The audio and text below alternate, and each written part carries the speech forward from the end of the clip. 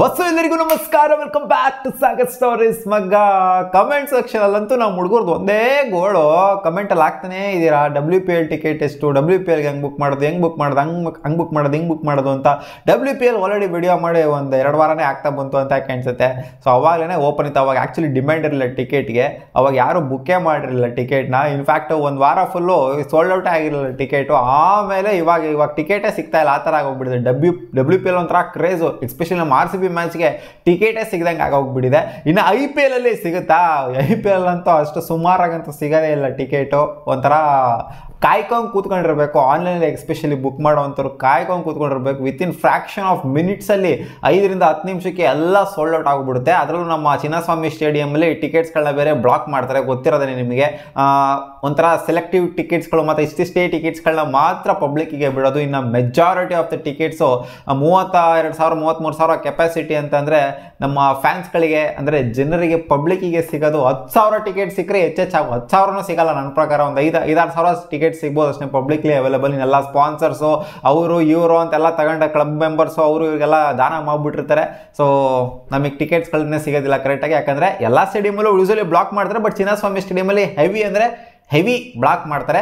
So ಇವಾಗ IPL tickets curiosity ಉಟ್ಕೊಂಡಿದೆ ನಮ್ಮ ಜನಕ್ಕೆ, ಹೆಂಗೆ ಬುಕ್ ಮಾಡೋದು ಆನ್ಲೈನಲ್ಲಿ, ಯಾವಾಗ ರಿಲೀಸ್ ಮಾಡ್ತಾರೆ IPL ಟಿಕೆಟ್ಸ್ ಅಂತ. IPL ಟಿಕೆಟ್ಸ್ ಅಂತೂ ಅಷ್ಟು ಈಸಿಯಾಗಂತೂ ಸಿಗೋದೇ ಇಲ್ಲ. ಕಾಯ್ಕೊಂಡು ಕೂತಿರ್ಬೇಕು, ಬುಕ್ ಮಾಡಬೇಕು ಅಂತಾನೆ ಕಾಯ್ಕೊಂಡು ಕೂತ್ಕೊಂಡಿರೋರು ಇರ್ತೀರಾ. ಇವಾಗ IPL ಇಂದ ಬರ್ತಾ ಇದೆ ಅಪ್ಡೇಟು. ಸ್ವಲ್ಪ ಫ್ರಾಂಚೈಸ್ಗಳದ್ದು ಯಾರ್ಯಾರು ಪಾರ್ಟ್ನರ್ ಅಂತ ಗೊತ್ತಾಗಿದೆ.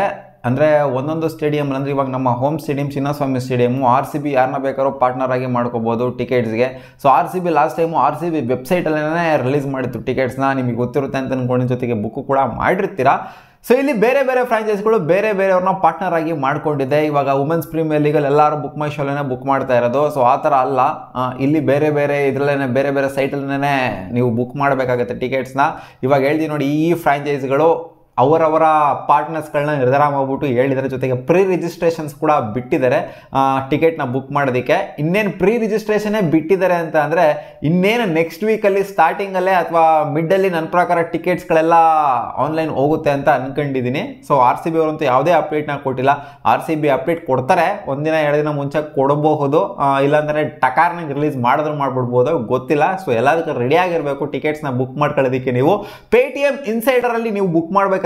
ಒಂದು ವೇಳೆ ನೀವೇನಾದರೂ CSK, DC, GT ಮತ್ತೆ Punjab Kings and Sunrisers Hyderabad ಇವರ ಹೋಮ್ ಮ್ಯಾಚಸ್ನ ನೋಡಬೇಕು ಅಂತ ಅಂದರೆ ಬೆಂಗಳೂರಲ್ಲ, ಇದು CSK Chepauk match, RCB versus Chennai match, first match ಏನಾದ್ರು ನೀವು ಬುಕ್ ಮಾಡ್ಕೊಂಡು ಅಲ್ಲೋಗ್ಬಿಟ್ಟು ನೋಡ್ತೀರಾ ಅಂದರೆ ಚೇಪಕಲ್ಲಿ ನೋಡ್ತೀರಾ ಅಂತಾನೆ ನೀವು ಪೇಟಿಎಂ ಇನ್ಸೈಡರಲ್ಲಿ ಅವ್ರು ಪಾರ್ಟ್ನರ್ ಆಗಿ ಡಿಕ್ಲೇರ್ ಮಾಡ್ಕೊಂಡಿರೋ CSK, DC ಅಂದರೆ ಡೆಲ್ಲಿಲಿ, ಜೊತೆಗೆ GT ಅಹಮದಾಬಾದ್ ಸ್ಟೇಡಿಯಮಲ್ಲಿ, ಪಂಜಾಬ್ ಕಿಂಗ್ಸು ಅದೆಲ್ಲ ಆಡ್ತಾರೆ, ಮಾಲಲ್ಲಿ ಆಡ್ತಾರೆ, ಅಲ್ಲಿ ಕರೆಕ್ಟಾಗಿ ಗೊತ್ತಿಲ್ಲ, ನೋಡಿಲ್ಲ ನಾನು ಗಡಿಲ್ಲ. ಓಕೆ, ಪಂಜಾಬ್ ಕಿಂಗ್ಸ್ ಅವರ ಹೋಮ್ ಸ್ಟೇಡಿಯಮಲ್ಲಿ, ಜೊತೆಗೆ ಸನ್ ರೈಸರ್ಸ್ ಹೈದರಾಬಾದ್ ಏನಾದ್ರು ಬುಕ್ ಮಾಡ್ಕೋಬೇಕು ಅಂತಂದರೆ ನೀವು ಪೇಟಿಎಂ ಇನ್ಸೈಡರಲ್ಲಿ ಬುಕ್ ಮಾಡ್ಕೋಬೇಕು.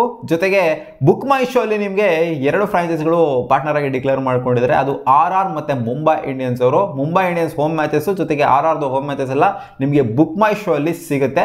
ಸೊ ಯಾವಾಗ ರಿಲೀಸ್ ಮಾಡ್ತಾರೆ ಅಂತ ಗೊತ್ತಿಲ್ಲ.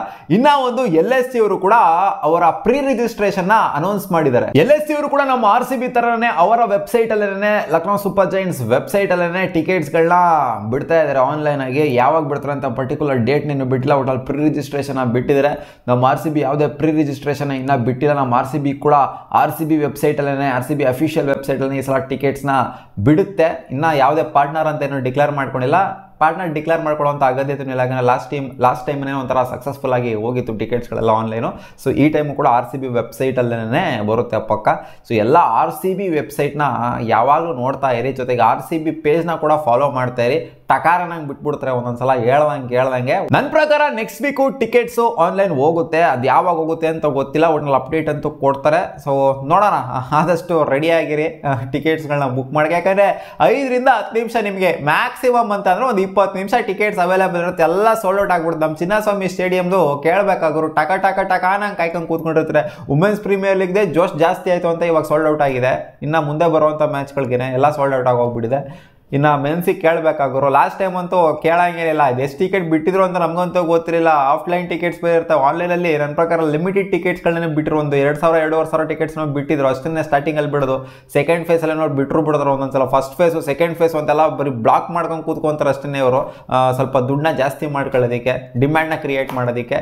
ಸೊ ಈ ಥರ ಎಲ್ಲ ಸ್ಕ್ಯಾಮ್ಗಳೆಲ್ಲ ಮಾಡ್ತಾ ಇರ್ತಾರೆ, ಏನೂ ಮಾಡೋಕ್ಕಾಗಲ್ಲ, ರಿಯಾಲಿಟಿ ಆಕ್ಸೆಪ್ಟ್ ಮಾಡ್ಕೊಂಡು ಹೋಗಲೇಬೇಕು. ಸೊ ನೆಕ್ಸ್ಟ್ ವೀಕ್ ಪಕ್ಕ RCB ಟಿಕೆಟ್ಸು, ನಮ್ಮ ಚಿನ್ನಸ್ವಾಮಿ ಟಿಕೆಟ್ಸು ಆನ್ಲೈನ್ ಹೋಗುತ್ತೆ, ಎಲ್ಲರದು ಹೋಗುತ್ತೆ, ಜೊತೆಗೆ RCBದು ಕೂಡ ಹೋಗುತ್ತೆ. ಎಲ್ಲರೂ ಅಲರ್ಟ್ ಆಗಿರಿ ಅಷ್ಟೇ. ಸಿಗೋಣ ಮುಂದಿನ ವಿಡಿಯೋದಲ್ಲಿ. ಬಾಬಾ.